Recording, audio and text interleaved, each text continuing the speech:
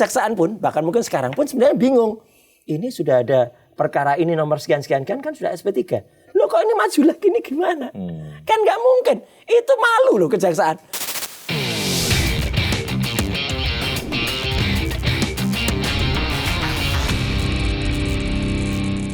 Halo pemirsa iNews, kembali lagi di Bikin Terang bersama saya Diandra Mokni dan Wiki Adrian. Hari ini kita ngundang siapa nih Mas Wiki ini?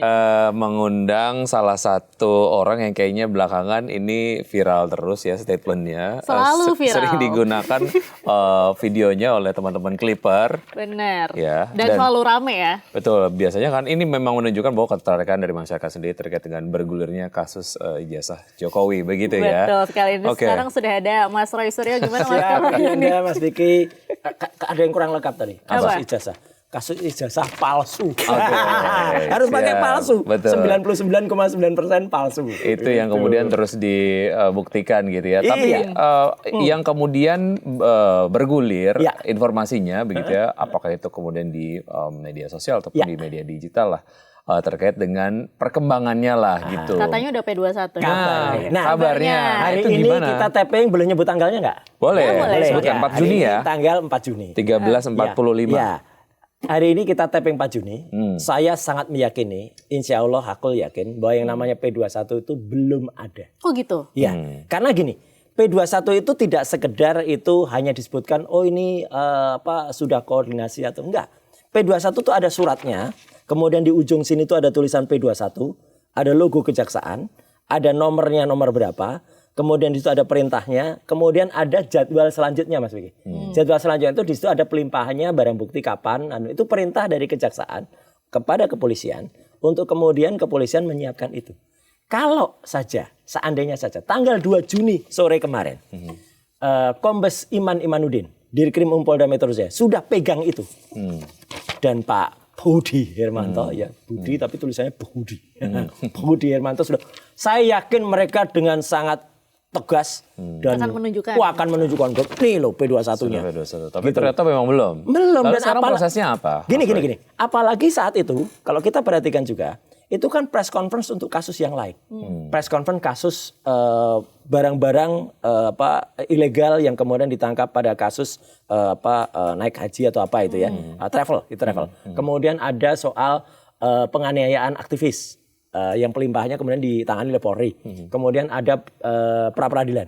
Nah di tengah-tengah itu atau bahkan di ujung acara itu ada sesi tanya jawab dan itu ada pertanyaan, bahkan pertanyaannya bukan dari media mainstream. Suara itu saya kenal betul, itu suara teman saya, reporter salah satu infotainment, ya, menanyakan P21 Roy Suryo. Dan Pak Iman Imanuddin, Pak Dirkrim itu hanya menjawab singkat banget 57 detik. Dan kalimat itu tidak ada kata P21, tidak ada kata lengkap. Saya udah transkripkan ya, nggak ada. Ya, nah, artinya gini. Kalau memang itu benar terjadi, saya sangat yakin Mas Wiki dan Mbak Diandra dan semua pemirsa, bahwa ketika kami diumumkan tersangka saja waktu itu, yang mengumumkan siapa? Kapolda, Pak Irjen Asep. Belakangnya kasus, ada tulis backdrop. Jadi pasti akan yang sama. Apalagi ini ditunggu-tunggu semua masyarakat. Apalagi katanya sudah ada yang marah, ada yang gebrak meja kemarin katanya. Meskipun terbelah, ada yang bilang gebrak, ada yang bilang enggak Pak Jokowi enggak gebrak, gebraknya gini. Pelan. Gitu. Lah dia kan katanya kan orang Jawa yang enggak mungkin marah-marah gitu. Nah, tapi sekali lagi saya masih meyakini belum ada dan saya tunggu. Kalau nanti misalnya terjadi betul P21, terjadi betul pelimpahan, harus dibuka itu surat itu. Di situ ada tanggal-tanggalnya. Kalau surat di tanggal itu tidak 2 Juni, tetapi misalnya baru tanggal berapa? 4 ini kah? Atau 5 besok? Atau 6? Berarti kemarin bohong. Itu atau sebenarnya mungkin Pak Kombes nggak bohong. Tapi glorifikasi dari teman-teman dan yang saya sedikit maaf ini. Saya sayangkan. Media mainstream ikut mengglorifikasi kabar P21 yang sebenarnya belum P21. Itu yang penting. Nah kalau misalnya memang sudah P21 nih, ini dari pihak Anda sendiri sudah siap nih? Ya nggak apa-apa, dari awal kami siap. Sampai di ujung pun kami siap. Ya gitu, bahkan sahabat saya Dr. Tifa kan mengatakan waktu itu, menyiapkan 1000 pertanyaan berarti Anda. Atau apa, jelas ini akan baik. Dan nanti yang akan disidang itu kan sebenarnya kan bukan soal kasus ijazah palsunya awalnya. Lah itu yang harus kita desak. Harus ijazah palsunya dulu yang disidang. Jangan tiba-tiba sudah kasus pencemaran nama baik atau fitnah. Ini kan mau ada digeser gawangnya ini. Jadi pencemaran nama baik dan ini. Bukan pencemaran nama baik dan fitnah itu terjadi karena ada kasus ijazah yang 99,9% taruh gitu Mbak. Di antara Mas Vicky. Ya, jika sudah P21 misalnya nih ya, kalau kita berandai-andai, apakah publik bisa sebetulnya menganggap bahwa polemik ijazah palsu Jokowi ini telah selesai secara hukum, atau sebetulnya Anda mungkin akan ada fakta-fakta baru yang akan Anda hadirkan di persidangan? Justru publik mungkin akan kaget atau mungkin ini akan terbalik kalimat ini. Kan pernah dengar kan kalimat surprise dari Pak Kapitumas. Publik akan tersurprise-kan karena justru di sidang itu yang saya yakin itu gawang itu tadi, gawang akan digeser ke seolah-olah kasus pencemaran fitnah. Wah, kami tidak, kami akan mengejar ini. Bahkan nanti akan banyak ya itu saya nggak akan bocorkan sekarang.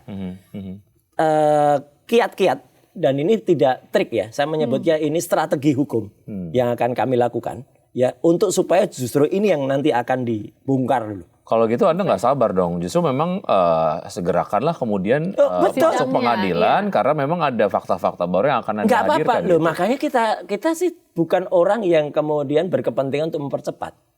Kan ada orang yang bahkan berkepentingan tidak hanya mempercepat, menghambat dengan kasih RJ dan lain-lain. Dan ini ada yang menarik, Mas Vicky dan Mbak Tian dan pemirsa. Bahkan seorang pengacara yang terkenal Termul juga, dan dia punya organisasi dulu namanya Termul, sekarang udah ganti organisasinya. Itu pun mengatakan ini sebenarnya nggak bisa disidangkan. Namanya Mas Firdaus Oibowo.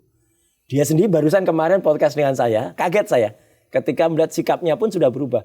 Semenjak si Dr. Resmond Hasiolan Sianpar nah, gitu. Itu di SP3 itu ngomongnya harus gitu ya, harus gitu. Karena nya juga palsu ya.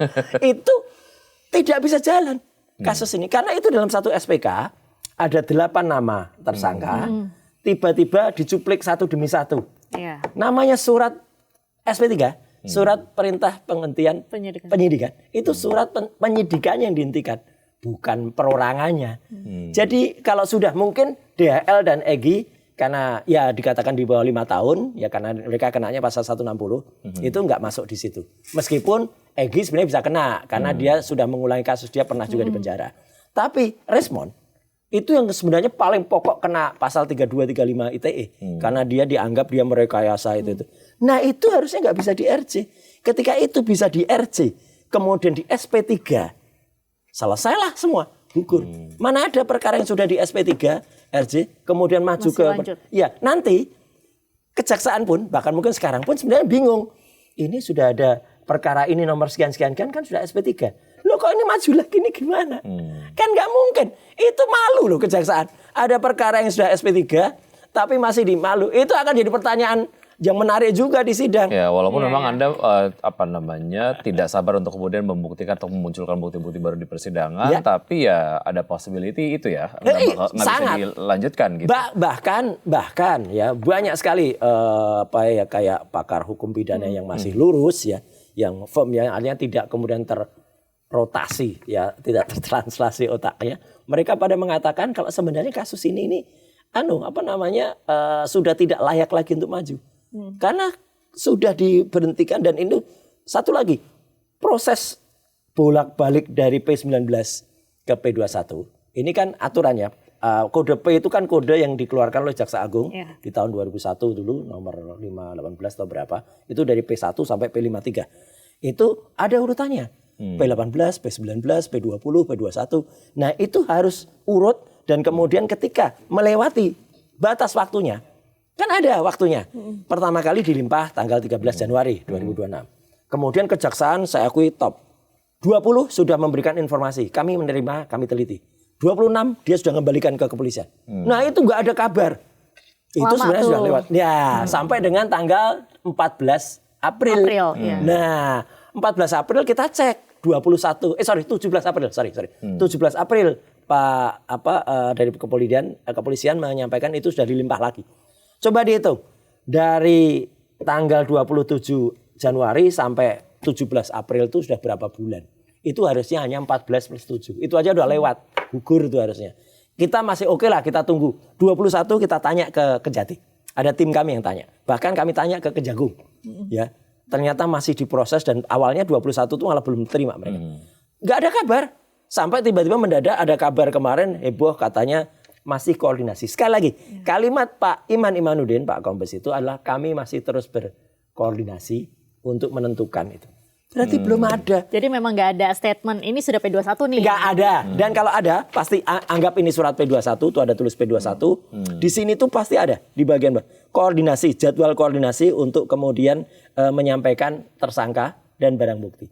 Tanggalnya ada dan itu biasanya 2-3 hari setelah surat itu terbit. Oke. Kalau itu kemudian misalnya tanggalnya adalah, misalnya let's say, siapa tahu ya, nanti sore tiba-tiba muncul.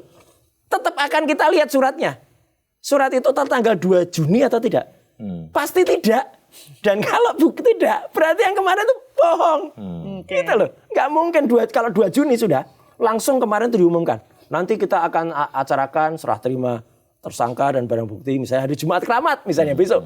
Pasti ada. Dan nggak mungkin surat terbit hari ini, besok diagendakan. Nggak mungkin, nggak ada waktu sehari. Pasti 2-3. Ini proses hukum yang wajar.